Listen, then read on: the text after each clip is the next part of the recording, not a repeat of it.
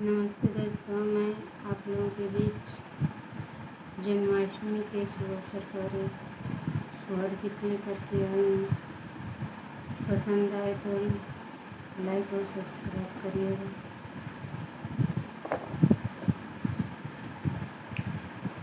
बदरा बारिश जिने आंगन माया जुकाना होई है ना। बदरा बारिश जिने आंगन माया जुकाना होई है ना। माता देवकी के गोदिया जुबरी हो जाई है ना।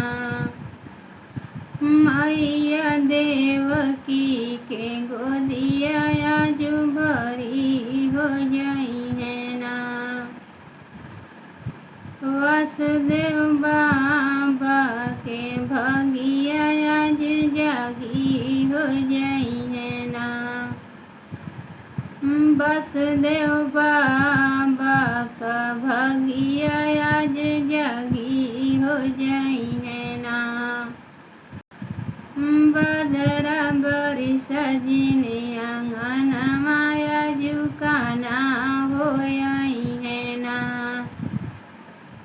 बदरा बारिश जिने आंगन माया जुकाना होई है ना। वसुदेव सुपवा में ललाना वाले गोकुलावा चल लेना।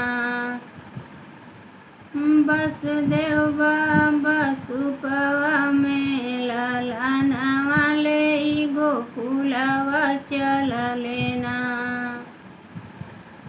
अपने दिल का हो टुकड़ावा बाबा नंद भवनवा छोड़ लेना। अपने दिल का हो टुकड़ावा वसुदेव बाबा नंद के भवनवा छोड़ लेना। बदरा बारिश जिने आंगन माया जुकाना होई है ना। बदरा बारिश जिने आंगन माया जुकाना होई है ना। बदरा बारिश जिने